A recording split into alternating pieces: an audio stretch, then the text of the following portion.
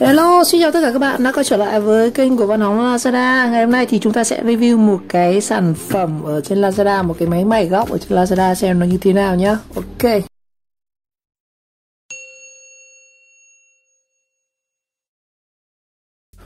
Khoảng 2 năm trước đây thì mình cũng đã từng review một cái máy mài cắt góc ở trên Lazada rồi. Đó là cái chiếc máy PowerCam. Anh em có thể xem lại video trên kênh của mình. Mình chia sẻ luôn về cái máy này sau 2 năm thì nó cũng có ưu điểm, nó cũng có nhược điểm. Ưu điểm của nó thì giá thành rẻ và phù hợp với những anh em dùng gia đình sửa chữa ít. Và cái nhược điểm của nó thì đợt gần đây thì mình cắt khá nhiều sắt và thì máy nó lại khá là yếu anh em, cắt sắt nó rất là yếu. Dùng 2 năm nó rất là yếu rồi, có thể nhông nhiếc các thứ của nó mòn biết các kiểu rồi. Và mình cũng đã bung thử làm clip bung thử bên trong các thứ và mình phát hiện ra con này thì lõi của nó thì không phải là lõi đồng mà nó là lõi nhôm màu trắng, nên mình cũng không hài lòng lắm. Nhưng mà được cái là hồi mình mua con PowerCam này giá rẻ nhất trên Lazada của đấy nó chỉ có 200 thôi, đợt mình mua có 190 mấy nghìn. Anh em xem lại video trên những góc này. Rồi ngày hôm nay thì mình đã mua thêm một cái máy nữa ở trên Lazada, cũng trên Lazada, và đợt sale mùng 6 tháng 6 và giá thì cũng không rẻ. Mình mua cái máy cao tiền hơn anh ạ. Con này đấy là mua 200, con này thì 300. Mà chúng ta thử xem là máy mài cắt 300 Lazada xem nó thế nào nhá.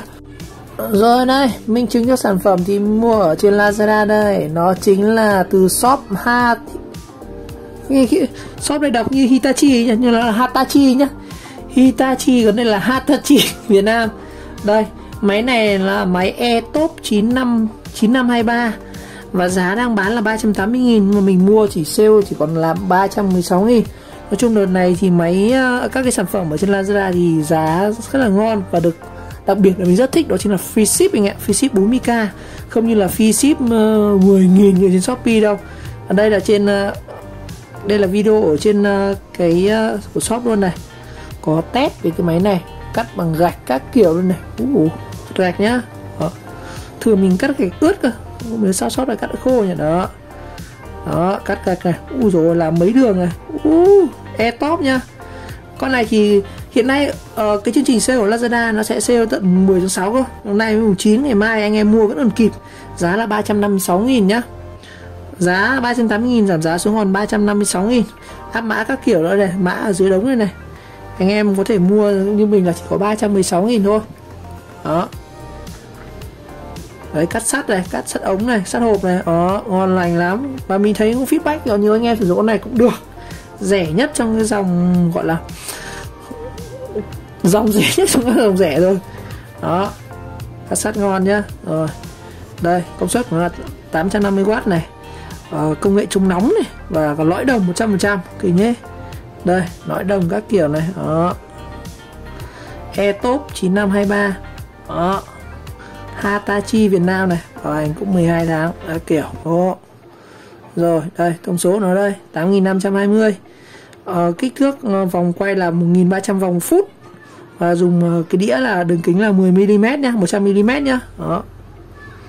Đây, cắt mài cưa các kiểu. Rồi. Mình để luôn cái máy PowerCam này tiện so sánh luôn, để cùng đến mua trên Lazada mà. Con này thì nhẹ hơn anh ạ, con này nặng này. Con này của nó rất nặng. Con này ở trong này của mình có cả phụ kiện nhá, có cả các lưỡi cắt các kiểu luôn. Nên nó nặng, mà nó không bằng con này của nó nặng, rất là nặng. Máy này nặng này, giờ sẽ bóc ra xem nào. Rồi, thông tin trước khi mình mở hộp sản phẩm này thì đây, đập ngay ở mặt đây, hàng dễ vỡ xin nhẹ tay cho kiểm tra hàng. Lưu ý là người mua phải quay video trước khi nhận hàng, shop không chịu trách nhiệm nếu thiếu đồ hoặc là lý do khác khi không có video. Ở khiếu nại chúng ta sẽ phải có video nha. Ok, video nhà làm nặng quá anh ạ. Con này nó rất là nặng ấy, mình cầm nó sái ở tay luôn. Đây, từ shop là Hitachi Việt Nam này. Nhưng lần này thì mình không nhận được của Lazada Express mà từ Best Express, nhận cùng một cái hộp của Shopee luôn. Ông này vừa ra cả Shopee cả Lazada. Shop này ở Bắc Ninh Từ Sơn, giá là 316.000 nhá. Con này chỉ là 2 cân anh ạ. Chả chắc cầm đầm tay thế rồi. Mã đây, máy là eTop 9523 này, công nghệ chống nóng này. Ép lõi đồng. Người gửi cam kết hóa đơn. Rồi, đóng gói này thì quá ngon lành cành đào rồi. Đó. Hộp đen thui. Mình rất khoái shop bọc túi lông đen này ạ. Rồi, chúng ta bóc cái máy này nha. Tốt. Bóc đẹp tí thì giữ hộp các bạn. Wow, gói cẩn thận đấy anh ạ, rạch phát ra này. Đó, chắc thế. Đóng cẩn thận đấy anh ạ. Shop này cũng thấy như bán cả trên Lazada, cả Shopee nữa. Bán rất nhiều về điện máy. Mình định mua thêm máy khoan pin của cái shop này nhưng mà không đủ tiền. Đây. Đó. Rồi, chúng ta xem là đây, đóng cẩn thận, đọc cả xốp với các thứ. Giao cũng nhanh phết. Thực ra là mất 2 hôm thôi, hôm qua mình có gọi nhưng mình không ở nhà anh ạ, không nhận được. Đây. Hộp cũng được. Nặng, quan trọng máy cầm rất nặng. Top này, 9523 Fortuner Power Tool màu đỏ. Trên này thì ghi là công suất là 850W, vòng quay là 1300 này. Sử dụng điện áp là 220, cái đường kính của trục là 10 này. Đó, 9523 Power Tool, nặng lắm. Cục nó rất là nặng. Hộp nó thì nhìn cũng không đẹp đâu.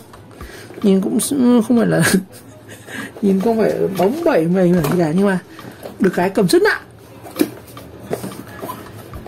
Với bên trong chúng ta sẽ có là một cái lưỡi bảo vệ mặt cắt này.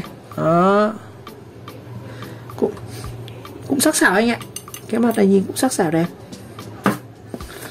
Một cái sách hướng dẫn sử dụng. Nhưng mà rất tiếc là chúng ta không được tặng kèm chổi than nhá. Đó. Rồi, có cả túi này, có cả cái này là để cái mở trục để lắp lưỡi này. Top này, ô xịn. Mình nhớ trước đầu mình mua cái power can nó cũng có sách với các thứ này, có tay cầm nhá. Đó.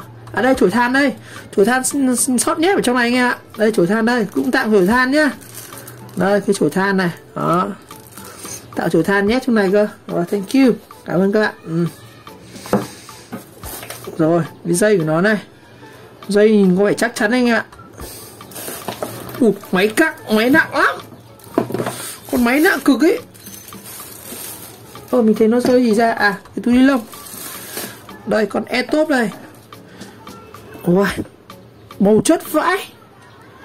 Logo tem bóng nha anh em. Tem nó bóng đây này, nhưng mà hơi xước tút này. Nặng lắm, con này cầm nặng hơn con power can nhiều. Cầm rất nặng. Đây, Top này cũng có tem này nhưng mà hơi nứt này. Đó.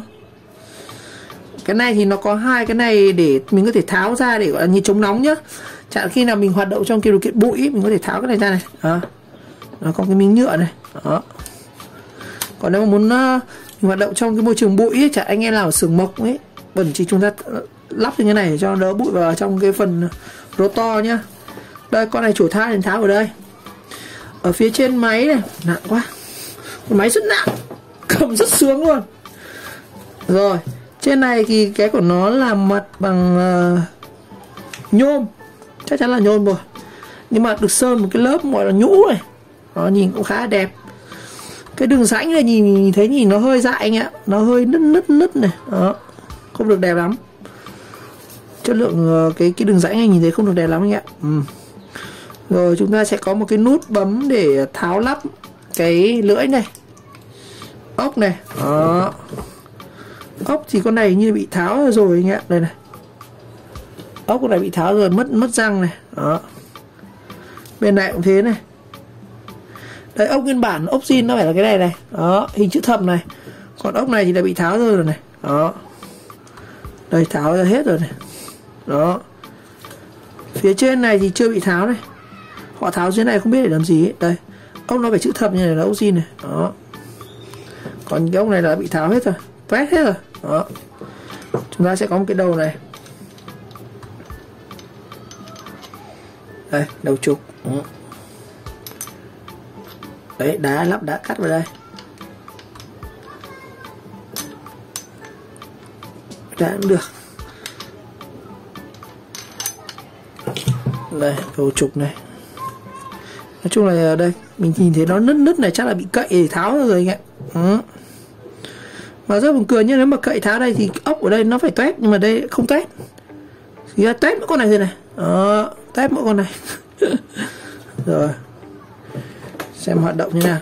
E-top 9523 này. Đó. Đây có số 1, số 0 gì đây?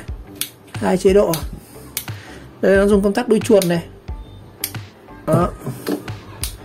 Tắt bằng công tắc đuôi chuột nha. Dây này. Đầu dây cứng chắc.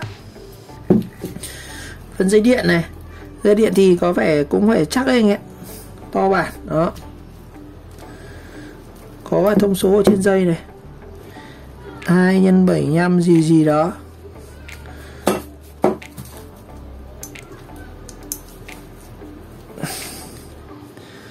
E-top này. Đây thông số đấy nhá. Hàng made in Thái Lan cơ. Đó. Angel Grinder là máy Microsoft 9523 thông số này. Đó. Tem nhìn cũng được. Nhưng mỗi cái phần ốc này nó hơi toát, nhìn tôi không hài lòng lắm. Rồi bây giờ chúng ta cắm điện thử nhá. Cắm điện thử xem thế nào. Rồi mình sẽ cắm điện thử xem thế nào nhá. Rất tiếc hôm nay thì mình không chuẩn bị được cái phần sắt cả phần gỗ. Chắc là sẽ hẹn anh em video test full này ở video sau. Đây chúng ta chỉ review một hộp và test qua thật quick thôi, xem tiếng kêu là thế nào. Đây, xem nào. Dây nhìn khá là to anh em, dây to. Dây 2 x 0,75 này. Đó, cũng phải chắc chắn đấy. Rồi.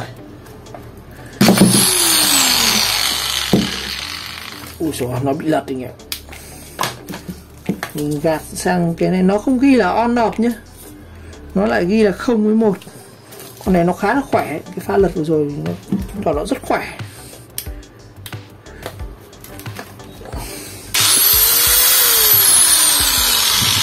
Nó khỏe đấy.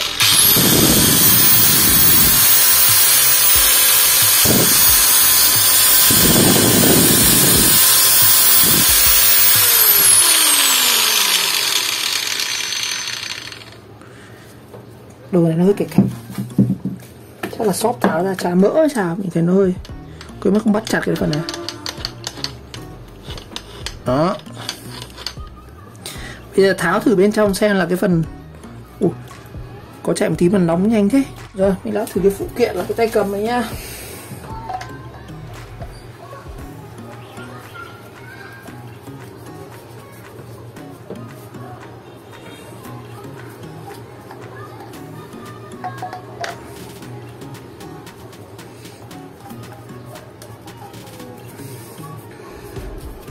Rồi, cái này chúng ta sẽ lắp cái mặt.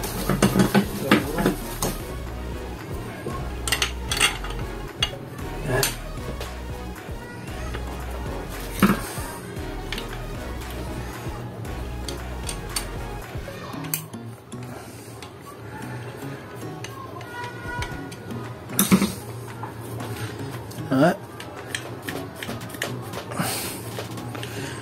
Cắm điện thử lại xem nào. Tháo bung ra có khi đấy chạy.